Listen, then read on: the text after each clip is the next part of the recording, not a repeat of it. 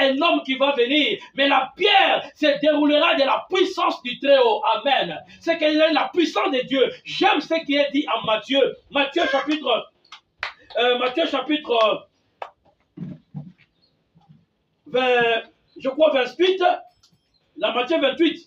Là, j'ai vu que la Bible parle qu'il y a eu un tremblement de terre. Un vent s'est élevé et il y a eu le tremblement de terre. Un ange est venu du ciel. Un ange est venu du ciel et cet ange a roulé la pierre. Bien aimé, la pierre ne se roulait pas de la volonté de l'homme. La pierre ne se roulerait pas de la volonté des humains, mais la pierre se roulerait de la puissance du Très-Haut. Amen. Parce que la puissance du Très-Haut est capable de pouvoir écarter tout ce qui peut être un danger, tout ce qui peut freiner ton élan, qui peut freiner ta destinée. Et là, je suis en train de voir la résurrection qui doit se manifester dans ta vie ne dépendra jamais de la pierre qui est là. La pierre ne sera plus un obstacle. Quelle que soit la pierre qui est posée devant toi, qui est posée devant le sépulcre de ta vie, quelle que soit la pierre qui a été déclarée contre ta prospérité, contre ta marche, contre le ministère, contre ta vie, contre ta santé, je te dis qu'il y a la puissance du Très-Haut qui viendra pour rouler la pierre qui est devant toi. Parce que la puissance de la résurrection réside maintenant à ce que la pierre soit roulée. Quelle que soit la pierre, je reconnais quand on parle de la pierre dans la Bible, bien aimé, je vois aussi qu'il y a eu des pierres qu'on a jetées à la femme qui avait commis l'adultère. Et la pierre était mise en berne parce que le pierre représentait peut-être une conscience qui était bafouée, une conscience qui est totalement inculpée. Il y a une culpabilité qui est manifeste. Mais là, nous sommes en train de voir que Dieu est capable d'écarter ce qui a tendance à être un péché, qui te couvre, un péché qui te bloque, un péché qui résiste. Et aucun péché ne résistera, aucun pouvoir ne résistera à la puissance de la résurrection. C'est Dieu qui est capable d'écarter ou de rouler toute pierre qui est mise dans ta vie, qui est mise sur toi. Ce matin, la résurrection,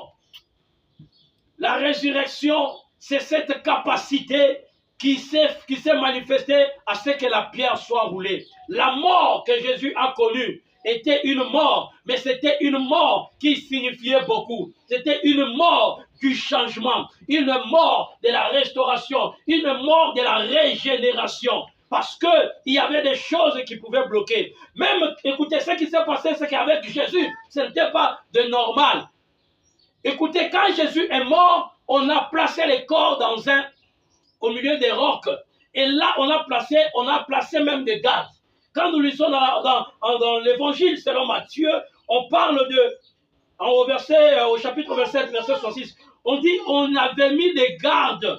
On a mis des gardes pour sécuriser les lieux, afin qu'on dise que les disciples de Jésus ne viennent pas voler les corps. Donc, on avait déjà préparé, parce qu'on sent que Jésus avait dit qu'au 3e jour, il ressusciterait. Il fallait donc qu'on mette des gardes. On dit, on a doublé même des gardes. On a mis plusieurs gardes, afin qu'on ne trompe pas, ou bien qu'on ne puisse pas dissimuler une fausse résurrection. Voilà comment on a péché. Mais j'aimerais dire que même si on mettait plusieurs gardes, même des milliards de gardes, les milliards de gardes ne pouvaient jamais empêcher la résurrection de Jésus. Le nombre de gens ou de gardes qu'on pouvait placer ne pouvait jamais empêcher la résurrection de Jésus-Christ. J'aimerais dire à quelqu'un que ce matin, quelles que soient les tendances, les coalitions du monde des ténèbres, quelles que soient les tendances, les réunions de gens ne pourront jamais empêcher la résurrection de se réaliser dans ta vie. Les dires de gens, les paroles de gens n'auront aucun effet sur la résurrection de ta vie. Ce que le monde peut déclarer ne peut pas avoir de l'impact sur toi, parce que la puissance de la résurrection est plus forte que la puissance de la mort. C'est pourquoi, en 1 Corinthiens chapitre 15, le verset 54, la Bible est en train de dire, la mort a été engloutie dans la victoire. Et quand nous descendons, on pose la question, on dit, oh mort, où est ta victoire? Oh mort, où est ton aiguillon? La mort n'a pas plus de se manifester dans notre corps quand il y a la puissance de la résurrection.